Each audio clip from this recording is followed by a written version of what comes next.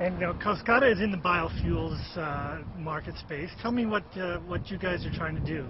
Well, what we're doing is we are essentially changing things up with regard to the production of ethanol, not from materials that come from necessarily the food chain, but rather a lot of other areas, including wood biomass, wood waste, construction debris, purpose-grown energy crops, as well as municipal solid waste, old tires, etc., because we have a thermal front end. And what I mean by that is that we could put these materials into a gasification process that converts them to carbon monoxide, hydrogen, and carbon dioxide, all basic building blocks.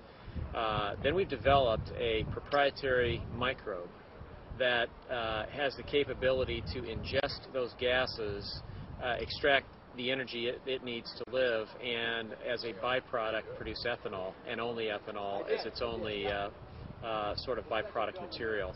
That gives rise to a very efficient, low-cost means of producing transportation fuel, and that's what we are rapidly looking to commercialize.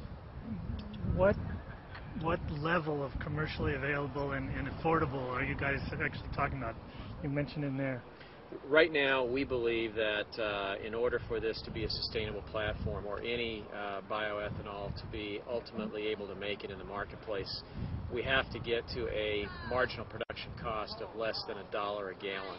Now that would equate to, at oil prices of, let's say, $100 a barrel, that most people can equate to, a gasoline marginal cost of somewhere in the $2.60 to $2.70 range. And so with that kind of cost structure, we believe we're not only a greener alternative, but we can compete quite handily as an alternative transportation fuel. And we think that's what's going to be ultimately going to be necessary. Consumers want economics. They may want to be green, but they also want economics. And so this is the holy grail, we believe, is getting the cost structure right. Do you think the public understands that this kind of research and development is going on, or are they consumed with what they see in the newspaper about corn ethanol? Well, I think the negative publicity campaign around corn ethanol has put a pall on all bioethanol, if you will, which is really unfortunate. I regard the corn ethanol guys as pioneers. They've done marvelous work to get us to the point where we're at today. But there is really, truly a question about how much further that can go. They're not evil. They're not starving anybody.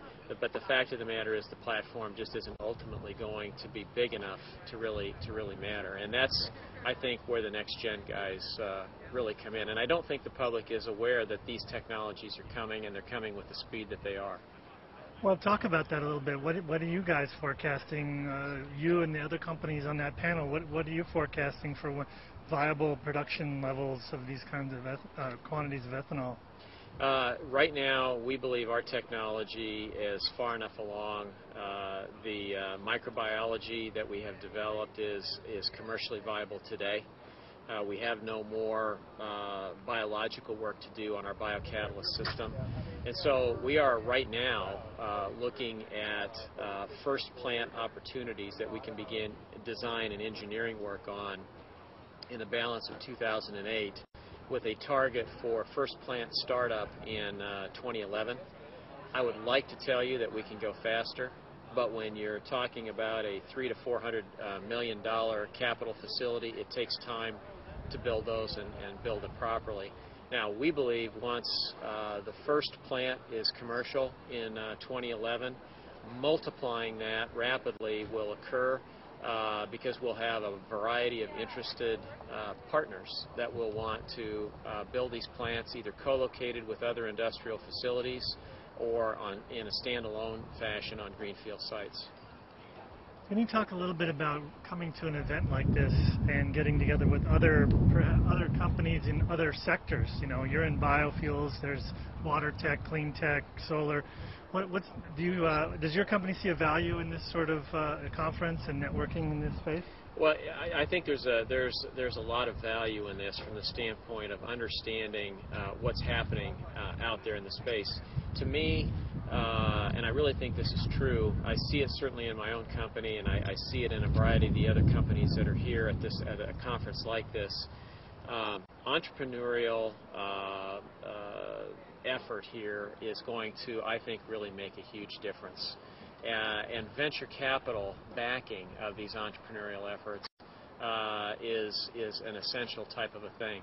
What companies like we and others are doing, you won't find happening in the research centers of even the largest and most powerful companies on earth, because they're generally not willing to extend the kind of effort and resource to a single type platform like this. So we're at an advantage in a little company like ours of 45 people. We have more resources than some of the big oil companies working on this platform, and we can make that difference. It's exciting to come here and see so many smart people who are doing similar things. It's very invigorating.